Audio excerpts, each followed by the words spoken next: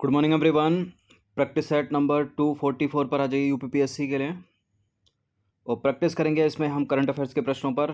Last time में जो है करंट की प्रैक्टिस करते रहिएगा और सारे टेस्ट का रिवीजन कर लीजिएगा। प्लेलिस्ट इसकी बना रखी है, वहाँ पर टेस्ट नंबर 1 से लेकर 244 तक पहुँच सकते हैं। डिस्क्रिप्शन बॉक्स में लिंक है और इस सीरीज़ की आप PDF जो है प्राप्त कर सकते हो। डिस्क्रिप्शन बॉक्स में नंबर है, उस पर कॉल या व्हाट्सअप करके।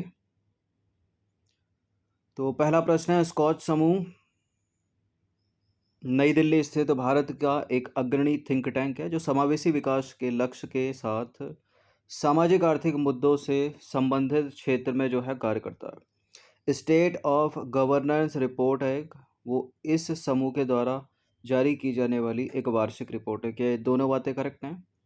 स्कॉच समूह, state of governance report,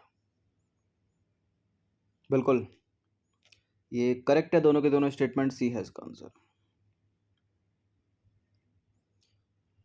question number 2 पर आ जाइए। Skoch state of governance report card में उत्तर प्रदेश को जो है कौन सी श्रेणी में रखा गया है? स्टार, परफॉर्मर, कैचिंग अप, या इनमें से कोई नहीं। यूपी को रखा गया है इसमें परफॉर्मर में, ठीक है, Skoch state of governance report card में। तो 10 मार्च 2022 को स्कॉच समूह के द्वारा स्कॉच गवर्नेंस रिपोर्ट कार्ड 2021 जारी किया गया, ठीक है, अभी हाल ही में जारी किया गया 21 वाला। देखिए इसमें सिर्फ 5 राज्यों को जो है स्टार के रूप में वर्गीकृत किया गया है। वो है आंध्र प्रदेश प्रथम, पश्चिम बंगाल दूसरा, उड़ीसा तीसरा, गुजरात चौथा और महाराष्ट्र पाँचवा। इसके अतिरिक्त तेलंगाना की बात करें, उत्तर प्रदेश, मध्य प्रदेश, असम और हिमाचल प्रदेश की बात करें तो इनको परफॉर्मर का दर्जा दिया गया। तो हिमाचल प्रदेश वाले परफॉर्मर, उत्तर प्रदेश PCS वाले परफॉर्मर, मध्य प्रदेश वाले भी परफॉर्मर, याद रखिएगा। क्वेश्चन नंबर 3 पर आ जाइए। निम्नलिखित कथनों पर विचार करेंगे। फिर से स्कॉच समूह से रिलेटेड यह प्रश्न। स्कॉच समूह के द्वारा राज्यों को 4 श्रेणियों में स्टार, परफॉर्मर, कैचिंग अप और अन्य राज्यों में विभाजित किया जाता है और स्कॉच गवर्नेंस रिपोर्ट में राज्य, जिला तथा नगर निगम स्तर पर विभिन्न परियोजनाओं के प्रदर्शन के अनुसार जो है राज्यों को रैंकिंग प्रदान की जाती है। बिल्कुल ये करेक्ट है। दोनों के दोनों स्टेटमेंट सी है इसका आंसर। क्वेश्चन नंबर 4 पर आ जाइए। 2 स्टेटमेंट वाला ये प्रश्न है। उत्तर प्रदेश में 18वीं विधानसभा चुनाव हेतु 10 फरवरी से 7 मार्च 2022 तक 7 चरणों में चुनाव संपन्न हुए। कितने चरणों में चुनाव संपन्न हुए ये भी याद रखना है आपको, ठीक है। और 17वीं विधानसभा के कार्यकाल की समाप्ति की तिथि जो है वो 14 मई 2022 निर्धारित थी। यानी जो चली गई वो कौन सी थी? 17वीं विधानसभा। जो चल रही है वो कौन सी? 18वीं विधानसभा। कितने चरणों में चुनाव संपन्न हुए? 7 चरणों में। एग्जैक्ट डेट भी याद रखिएगा, कभी डेट ही पूछ लिया है, 10 फरवरी से 7 मार्च। तो दोनों के दोनों स्टेटमेंट करेक्ट हैं, सी है इसका आंसर। क्वेश्चन नंबर 5 पर आ जाइए। उत्तर प्रदेश राज्य विधानसभा निर्वाचन क्षेत्रों की कुल संख्या कितनी है? प्रश्न इंपॉर्टेंट हो सकता है ये, बताइए। 402 या 403? 403। तो उत्तर प्रदेश राज्य में विधानसभा निर्वाचन क्षेत्रों की कुल संख्या 403 है। इनमें से 84 जो है अनुसूचित जाति और 2 अनुसूचित जनजाति के लिए आरक्षित हैं। नंबर 6 पर आ जाइए। निम्नलिखित में से हाल ही में उत्तर प्रदेश के विधानसभा चुनाव में कौन सबसे बुजुर्ग विधायक हैं? आलम बदी।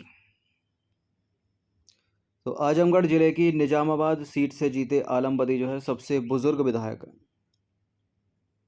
नंबर 7 पर आ जाइए। राज्य खाद्य सुरक्षा सूचकांक 2021 में बड़े राज्यों की श्रेणी में जो है उत्तर प्रदेश को कौन सा स्थान प्रदान किया गया है? उत्तर प्रदेश है 5वें स्थान पर। तो देखिए राज्य खाद्य सुरक्षा सूचकांक 2020-21 में उत्तर प्रदेश बड़े राज्यों की सूची में 5वें स्थान पर है।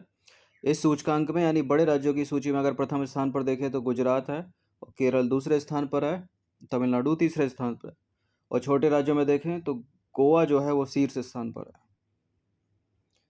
क्वेश्चन नंबर 8 पर आ जाइए। 2 स्टेटमेंट वाला ये प्रश्न है। भारतीय खाद्य सुरक्षा और मानक प्राधिकरण यानी food safety and standard authority of India के द्वारा राज्य खाद्य सुरक्षा सूचकांक को जारी किया जाता है और इस सूचकांक को पहली बार वर्ष 2019 में विश्व खाद्य सुरक्षा दिवस के अवसर पर जारी किया गया था, जो मनाया जाता है 7 जून को।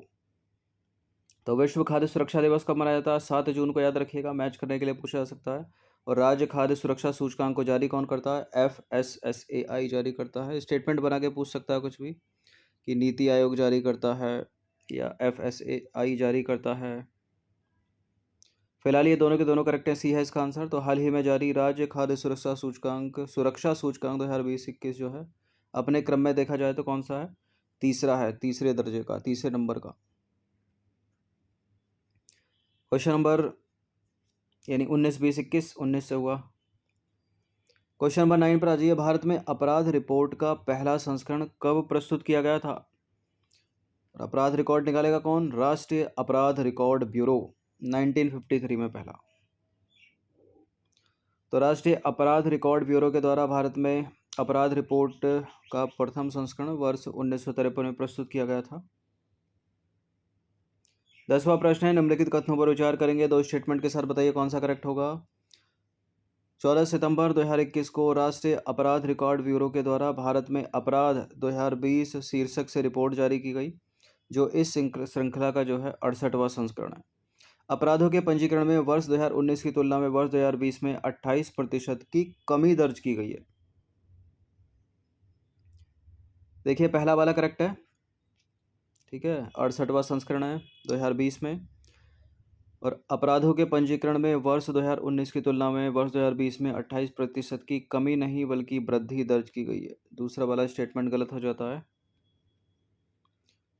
तो केवल एक करेक्ट है। अपराधों के पंजीकरण में वर्ष 2019 की तुलना में वर्ष 2020 में 28% की वृद्धि दर्ज की गई है, कमी नहीं। और यह रिपोर्ट कैलेंडर वर्ष 1 जनवरी से 31 दिसंबर 2020 के दौरान हुए अपराधों को संदर्भित करती है, ठीक है, यानी पूरा 2020। क्वेश्चन नंबर 11 पर आ जाइए। प्रधानमंत्री उज्ज्वला योजना को निम्नलिखित में से कब शुरू किया गया था? मोस्ट इंपॉर्टेंट प्रश्न है ये, वर्ष 2016 इसका उत्तर है। तो 1 मई 2016 को स्वच्छ ईंधन बेहतर जीवन के नारे के साथ भारत के प्रधानमंत्री ने उज्ज्वला योजना का शुभारंभ उत्तर प्रदेश के बलिया जिले से किया था। अब इसी से रिलेटेड एक और प्रश्न है, ये 12वां प्रश्न है। 10 अगस्त 2021 को प्रधानमंत्री उज्ज्वला योजना 2.0 का शुभारंभ किया। और उज्ज्वला योजना 2.0 को उत्तर प्रदेश के महोबा जिले से जो है आभासी रूप से शुरू किया गया। पहली बलिया जिले से, दूसरी उत्तर प्रदेश के महोबा जिले से। ये करेक्ट है, दोनों के दोनों स्टेटमेंट, सी है इसका आंसर। क्वेश्चन नंबर 13 पर आ जाइए। प्रोजेक्ट हिमांको सीमा सड़क संगठन द्वारा कब लॉन्च किया गया था? यानी बॉर्डर रोड ऑर्गेनाइजेशन के द्वारा, BRO के द्वारा, वर्ष 1985 में। तो देखिए लद्दाख में सड़क अवसंरचना के विकास के लिए अगस्त 1985 में प्रोजेक्ट हिमांको सीमा सड़क संगठन के द्वारा लॉन्च किया गया था। और इस प्रोजेक्ट को द माउंटेन टेमर्स के नाम से भी जाना जाता है। इस परियोजना के तहत सीमा सड़क संगठन वास्तविक नियंत्रण रेखा के साथ लद्दाख में सड़कों और संबंधित बुनियादी ढांचे के निर्माण और रखरखाव के लिए जिम्मेदार है, BRO। नंबर 14 पर आ जाइए। लद्दाख का राज्य पक्षी निम्नलिखित में से किसे घोषित किया गया है? पक्षी पशु दोनों पता होने चाहिए। पशु तो तेंदुआ है राज्य का, लद्दाख केंद्र शासित प्रदेश का। और ब्लैक नेकेड क्रेन यानी काली गर्दन वाली सारस जो है लद्दाख का राजकीय पक्षी है। मोनल उत्तराखंड का है, गोरिया दिल्ली का है। तो काली गर्दन वाली सारस को लद्दाख का राजकीय पक्षी और तेंदुए को जो है राजकीय पशु घोषित किया गया। अभी रिसेंटली अड्डू शहर जो है न्यूज़ में रहा। किस देश में है ये अड्डू शहर? भारत में नहीं है, यह है मालदीव में। तो अड्डू शहर जो है मालदीव में स्थित है। केंद्रीय मंत्रिमंडल ने प्रधानमंत्री की अध्यक्षता में हुई बैठक में वर्ष 2021 में मालदीव के अड्डू शहर में भारत के एक नए वाणिज्य दूतावास खोलने की मंजूरी दी। और अड्डू शहर में नया वाणिज्य दूतावास खोलने से जो है मालदीव में भारत की राजनयिक उपस्थिति और भी बढ़ जाएगी और इससे वर्तमान संबंधों और आकांक्षा को जो है सुदृढ़ बनाया जा सकेगा। तो अड्डू शहर कहाँ पर है? मालदीव में। नंबर 16 पर आ जाइए। दो स्टेटमेंट वाला ये प्रश्न बताने के इनमें से कौन सा करेक्ट होगा? 3 मई 2022 को विश्व प्रेस स्वतंत्रता सूचकांक जारी किया गया, यानी वर्ल्ड प्रेस फ्रीडम इंडेक्स। और यह इस सूचकांक का 20वां संस्करण है क्या? बिल्कुल ये करेक्ट है, दोनों के दोनों स्टेटमेंट, सी है इसका आंसर। तो विश्व प्रेस स्वतंत्रता सूचकांक 2022 में जो है शीर्ष स्थान पर अगर पूछा जाए तो नॉर्वे है, दूसरे पर पूछा जाए तो डेनमार्क और तीसरे पर है स्वीडन। शुरू के 3 याद रखिएगा, पहला ज़्यादा याद रखिएगा। और 3 मई 2022 को विश्व प्रेस स्वतंत्रता दिवस भी मनाया जाता है। ठीक है, 3 मई को मनाया जाता है विश्व प्रेस स्वतंत्रता दिवस। और इसके अवसर पर रिपोर्टर्स विदाउट बॉर्डर द्वारा विश्व प्रेस स्वतंत्रता सूचकांक का 20वां संस्करण प्रकाशित किया गया। तो विश्व प्रेस स्वतंत्रता सूचकांक को निकालता कौन है? रिपोर्टर्स विदाउट बॉर्डर, अलग से पूछा जा सकता है, याद रखिएगा। और यह दिवस वर्ष 1991 में यूनेस्को द्वारा अपनाई गई विंड हॉक उद्घोषणा को भी चिन्हित करता है। अब इसी से रिलेटेड ये भी प्रश्न है कि विश्व प्रेस स्वतंत्रता सूचकांक यानी वर्ल्ड प्रेस फ्रीडम इंडेक्स 2022 में भारत कौन से स्थान पर है? 150वें स्थान पर है। ठीक है, 21 में जो है 142वें स्थान पर था।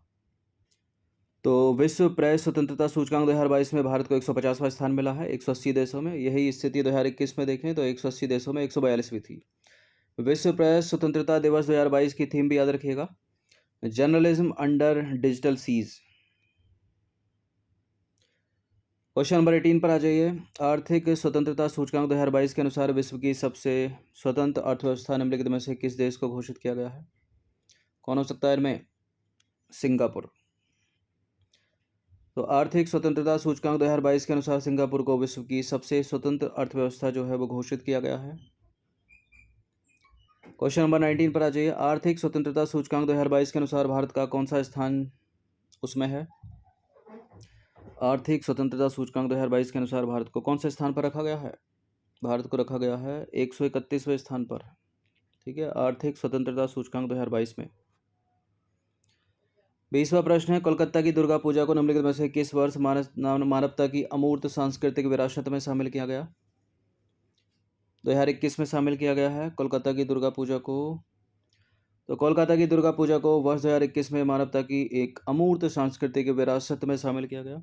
और यूनेस्को की अमूर्त सांस्कृतिक विरासत की सूची में भारत के कितने 14 विरासत शामिल हो गई? कितनी? 14।